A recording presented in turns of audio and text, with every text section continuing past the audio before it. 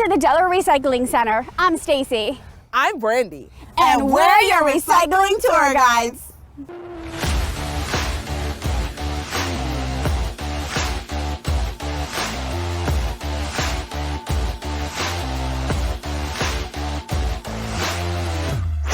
Have you ever wondered what happens to your recyclables once the recycle truck takes them away?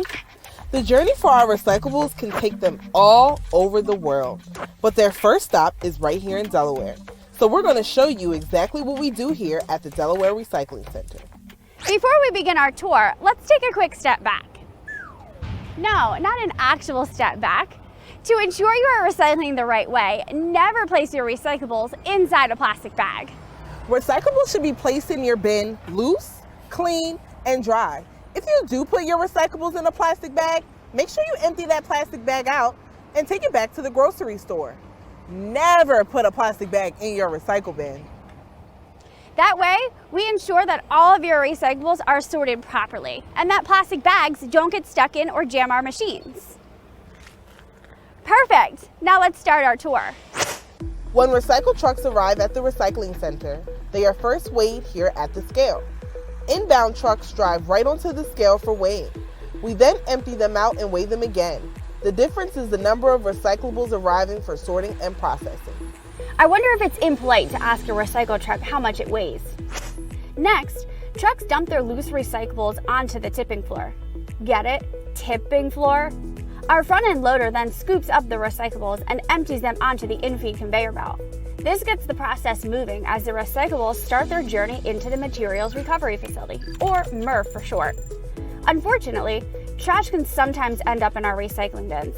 Here on the tipping floor, workers have to be sure to remove things like wires, hoses, and scrap metal, which can easily become tangled in or break machines. Once inside the MRF, our pre-sorters do an amazing job of picking out items that aren't recyclable. Remember those plastic bags we mentioned earlier? Yup, things like that can wrap around machines, and food can cause contamination amongst recyclables. Contamination is a fancy word for dirty. After pre-sorting, crush and clean glass then moves up a conveyor belt and out to the glass bunker or holding area where it waits for a truck to come pick it up and take it to be remade into new glass products. Next, a conveyor belt carries the non-glass recyclables towards a series of machines that sort 2D from 3D objects. Two-dimensional objects such as cardboard and paper climb over rotating discs, while three-dimensional objects fall backwards. Our sorters are there to ensure that no contaminants end up mixed with the cardboard and paper material. We keep things moving with the co-mingle conveyor belt. This belt carries a mix of plastics, cartons, and metals through more machines and even a little human separation.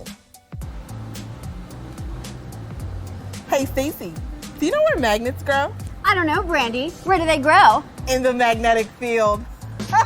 Very funny. Well, our magnets don't grow here, but they do help us separate tin and steel cans out from the rest of the containers. The powerful drum picks up cans and lids and drops them into a bunker on the other side. Kind of like a Ferris wheel for cans. People often ask, how do we separate different types of plastic to ensure a contaminant-free product and capture the most valuable plastics, like water bottles, milk jugs, and laundry detergent containers? Well, we use a series of optical sorters, hand sorters, and ultra-fast conveyor belts to separate each type of plastic. Let's slow it down. An optical sorter uses an infrared camera to identify the plastic and then shoots a burst of air to blow the recyclables into a different chute. This one is sorting milk jugs and laundry detergent bottles from the rest of the material. Magnets aren't magic, but the eddy current separator magnetically deflects aluminum out from the flow faster than the speed of light. Well, not exactly, but the eddy current separator does use a strong magnetic field to throw the aluminum away from the rest of the material flow.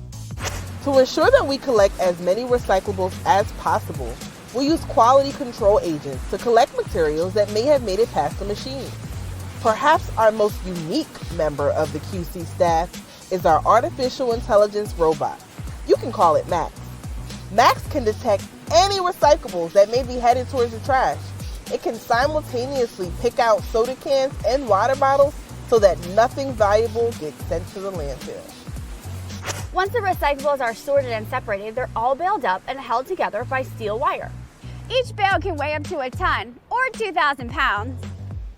Yeah, you got it. Lift with your knees. We're getting close to the end of the sorting process, but the journey for our finished bales is just beginning. Bales get loaded onto trailers that travel all over the world to deliver recyclables for further processing. Using recycled material helps save valuable resources that can be made into new things and back in stores in as little as 6 weeks. Now, after all that hard work and intricate separating, we still have to handle the non-recyclable material. We bale this material and then send it off to the landfill where it is safely compacted and buried. We hate sending any material to the landfill, but unfortunately not everything today is recyclable. Things must have a value in order for them to be collected, sorted, baled, and sent all over the world to get made into something new. We want everyone to recycle, but more importantly, we want everyone to make sure they're recycling the correct way. Remember, always recycle clean material with no food residue or liquid, and avoid putting plastic bags in your recycling bin so they don't jam our machines. Thank you for touring with us today. We really hope you learned something about what happens here at the Delaware Recycle Center. Bye.